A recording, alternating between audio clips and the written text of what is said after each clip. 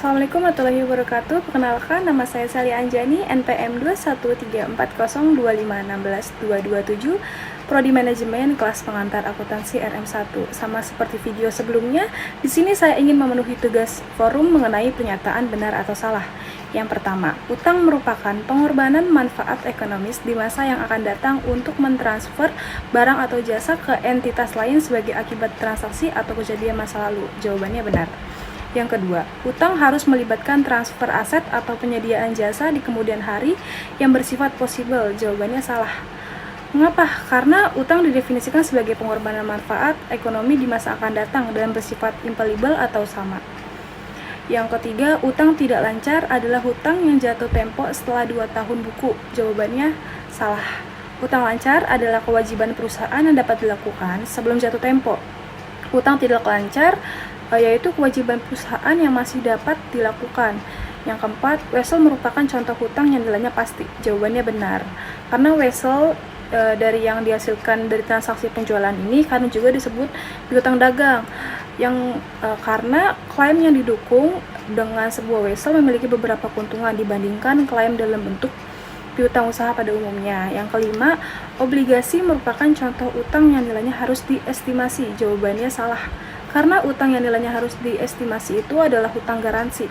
Dilihat dari kepastiannya, hutang ini pasti terjadi, namun jumlahnya belum diketahui secara pasti. Yang keenam, untuk hutang wesel, nilai yang harus dilakuin adalah nilai yang sekarang. Jawabannya benar. Yang ketujuh, hutang kontingensi atau hutang bersyarat adalah yaitu suatu hutang yang akan muncul jika terjadi kejadian lain. Jawabannya benar. Contohnya nih, perusahaan dituntut di pengadilan oleh perusahaan lain.